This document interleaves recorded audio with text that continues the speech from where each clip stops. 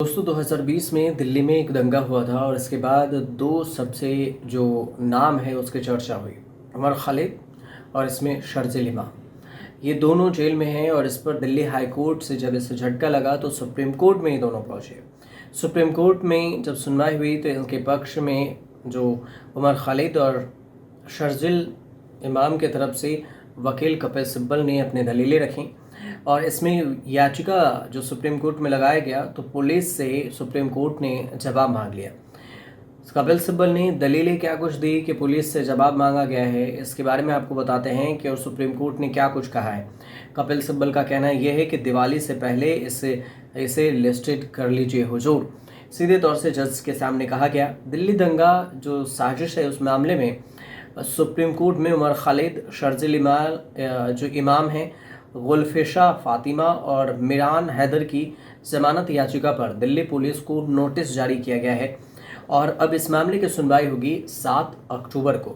पिछली सुनवाई के दौरान जो शुक्रवार को सुनवाई हुई थी तो दिल्ली दंगा मामले में सुप्रीम कोर्ट ने उमर खालिद, शर्जिल इमाम, गुलफिशा फातिमा और मिरान हैदर के जमानत याचिका पर सुनवाई 12 सितंबर तक के लिए टाल दी थी। इसके बाद 12 सितंबर को सुनवाई हुई तो 7 अक्टूबर को तारीख दी गई है। सुप्रीम कोर्ट में दिल्ली हाई कोर्ट के उस आदेश को चुनौती दी गई है जिसमें उमर खालिद और शर्जिल इमाम समेत 9 लोगों को जमानत देने से इनकार कर दिया गया था। दिल्ली हाई कोर्ट का सीधे सीधे कोर्ट में कहना था कि दिल्ली हाई कोर्ट ने जमानत देने से इनकार करते हुए कहा था कि विरोध प्रदर्शन की आड़ में षड्यंत्रकारी हिंसा की इजाज़त नहीं दी जा सकती है। अब इधर बात करें उमर खालिद की और शर्जिल की और अन्य पर, तो दिल्ली में साल 2020 में आपको याद हो तो एक कथित तौर पर मुख्य षड्यंत्रकारी जो दंगे हुए थे उसमें मुख्य षड्यंत्रकारी होने के आरोप लगे थे और इसमें गैर गतिविधियां रोकथाम अधिनियम UAPA के तहत मामला दर्ज किया गया था। दंगा में 53 लोगों की जान चली गई थी, 700 से अधिक लोग घायल हुए थे। यहाँ CAA और NRC के खिलाफ में ये विरोध प्रदर्शन हुआ था और इसके बाद ही ये पूरी हिंसा भड़क उठी थी। आपको ये भी याद होगा कि शाहीन बाग में भी भीड़ रहा था और महीनों नहीं सालों तक शाहीन बाग जाम रहा। इसकी भी चर्चा खूब हुई थी और बाद में पुलिस द्वारा उसे टेंट को, जब कोर्ट के ऑर्डर आए तो टेंट को तितर बितर किया गया और रोड खाली कराया गया। नहीं तो सड़क पर ही जो शाहीन बाग के इलाके में जो लोग हैं जो CAA NRC के खिलाफ विरोध प्रदर्शन कर रहे थे वो सड़क पर ही घर बना लिया था।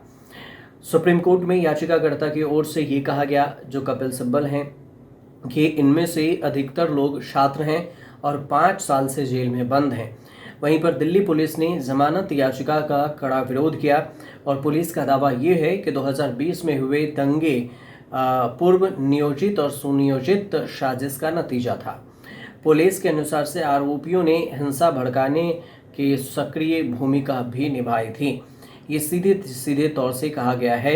पुलिस की तरफ से सुप्रीम कोर्ट में दलीलें दी गई है। इधर कपिल सिब्बल ने उमर खालिद के लिए सुप्रीम कोर्ट में जो दलील दी उसकी भी चर्चा हो रही है।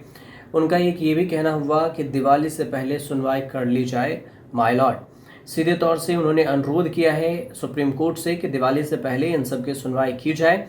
सिब्बल ने कोर्ट से कहा कि ये लोग पिछले 5 साल से जेल में बंद हैं और हर बार इनकी सुनवाई टाल दी जाती है, न्याय मिलने में देरी हो रही है।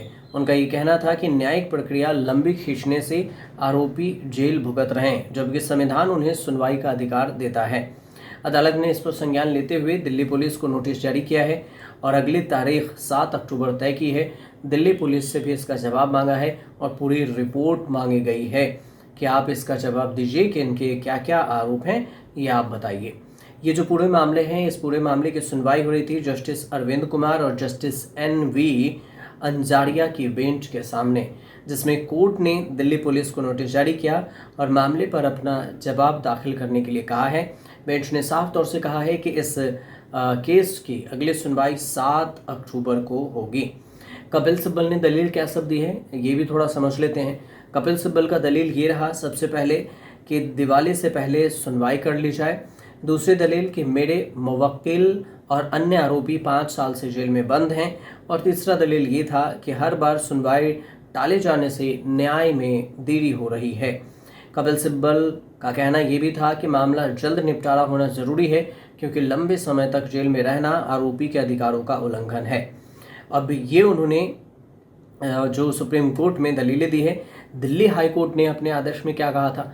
दिल्ली हाई कोर्ट ने अपने आदेश में ये कहा था कि अनुच्छेद 19(1)(a) के तहत नागरिकों को बोलने और शांतिपूर्ण विरोध करने का अधिकार है, लेकिन यह अधिकार पूर्ण नहीं है, क्योंकि यदि बिना किसी सीमा के विरोध प्रदर्शन की छूट दी जाए तो फिर यह संवैधानिक ढांचे और कानून व्यवस्था को नुकसान पहुंचा सकते हैं। ये दिल्ली के हाई कोर्ट की तरफ से बयान में कहा गया। अब अगली सुनवाई में क्या कुछ होगी उस पर अपडेट आएगा तो हम आपको ज़रूर बताएंगे। फिलहाल ये जानकारी सही लगे तो हमारे चैनल से जुड़िए, सब्सक्राइब कीजिए, शेयर कीजिए, कमेंट ज़रूर कीजिएगा।